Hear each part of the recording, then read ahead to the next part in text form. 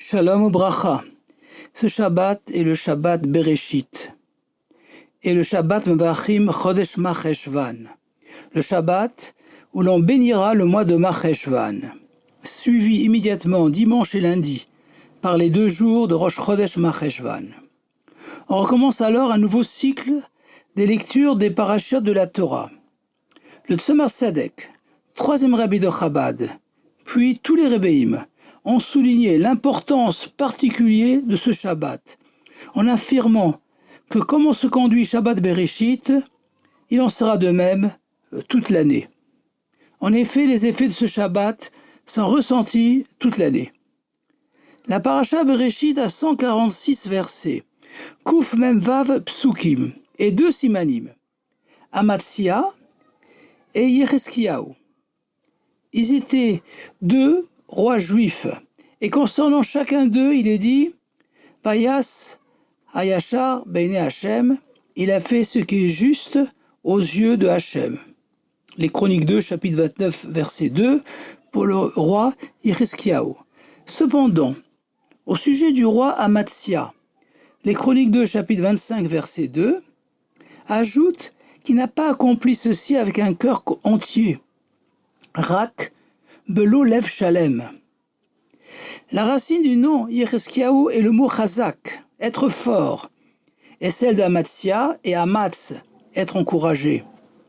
La Gemara Berachot 32b affirme qu'on a besoin de chazak et de Amatz, force et encouragement, pour 4 sujets. Premièrement, pour l'étude de la Torah, car maîtriser l'hébreu et surtout l'araméen n'est pas facile. Et pour approfondir la Torah, il faut consacrer beaucoup de temps et d'efforts. Deuxièmement, on a besoin de chizouk, d'encouragement, pour accomplir des maasim tovim, des bonnes actions, en particulier la tzedaka.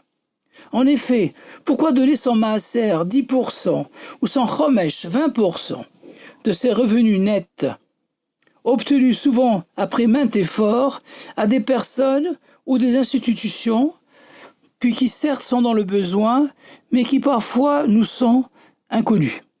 Troisièmement, prier correctement, en prononçant bien les mots de la tfila, avec kavana, avec concentration, exige du chizouk. Enfin, quatrièmement, le derech eretz, s'engager dans la vie professionnelle ou dans le monde des affaires, nécessite du chizouk, en particulier si on a consacré toute notre jeunesse à étudier la Torah dans des yeshivot.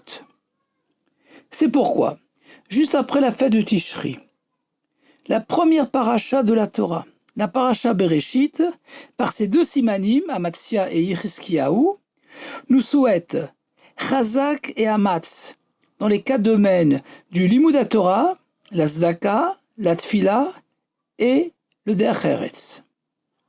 D'autre part, au sujet du limud Torah, nos maîtres nous affirment qu'il est préférable d'étudier la Torah l'olishma, c'est-à-dire pour des intérêts personnels, que de ne pas l'étudier du tout. Car mitoch l'olishma balishma, car on finira éventuellement par l'étudier uniquement car c'est un ordre de Hachem. On retrouve cette idée dans le premier siman de la paracha, Amatsia, lorsqu'on affirme qu'il faisait ce qui est juste aux yeux de Hachem, bien que ce ne soit pas accompli avec un cœur entier. Amatsia et Yecheskiahu sont devenus tous les 2 rois à l'âge de 25 ans.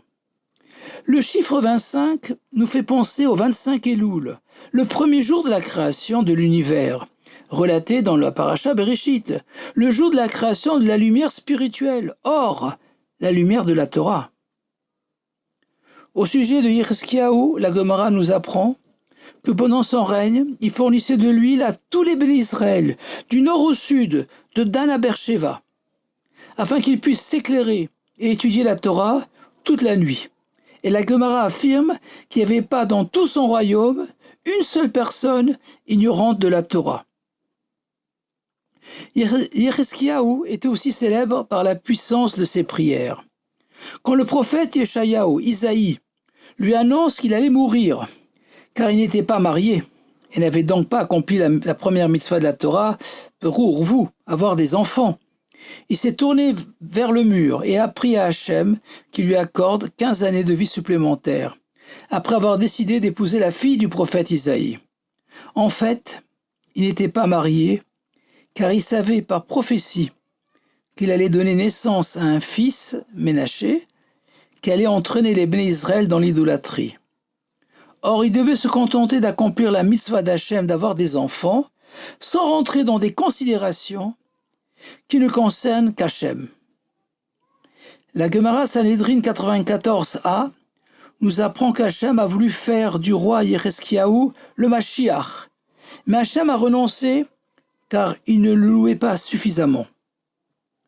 On retrouve ce concept de Mashiach dans le 2e verset de notre parasha Bereshit. Le roi Elohim merachefet al pnei hamayim, et l'esprit de Dieu planait sur la face des eaux. Le Midrash explique qu'il s'agit de Rucho shel Mashiach, de l'esprit du Mashiach. La Chassidut explique que bien que l'eau n'avait pas encore été créée, il n'y a pas de contradiction, car le but de la création à venir, et même de la Torah, est l'ère messianique, où le monde deviendra parfait et régnera alors la paix et l'harmonie. Le Rabbé illustre ceci de la façon suivante. Lorsqu'on désire construire une maison pour y résider, on commence par faire des plans avec un architecte et un ingénieur, puis on fait appel à une société de construction.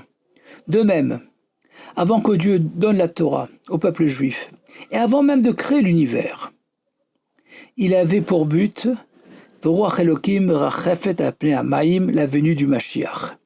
Comme Rashi explique le mot Bereshit, Beit Reshit, 2 Reshit, pour 2 prémices, Hachem a créé les mondes, la Torah et les Béné Israël. La Torah est le plan de Hachem, et les Béné Israël sont les constructeurs de la maison de Hachem. Donc le Siman Yecheskiaou doit nous rappeler que le but de la création est la venue du Mashiach. D'ailleurs, le mot berachefet, planer, vient du mot rapach, qui a pour gematria, pour valeur numérique 288. Il s'agit des 288 étincelles tombées dans le monde de Kehat. Ce monde matériel est fini, que les Béné Israël doivent élever, préparant ainsi l'univers à l'ère messianique. Or, le Rabbi nous a annoncé que ces 288 étincelles ont déjà été raffinées et ne restait uniquement qu'à se préparer, ainsi que le monde entier, à recevoir concrètement le Mashiach. La parasha Bereshit à 146, Kouf Mem Vav verset. La Gemara nous apprend que Hachem a créé le monde pour 6 millénaires, 6000 ans. Les 2 premiers millénaires sont ceux de Kohat, du Tohu. Les 2 millénaires suivants sont ceux de la Torah.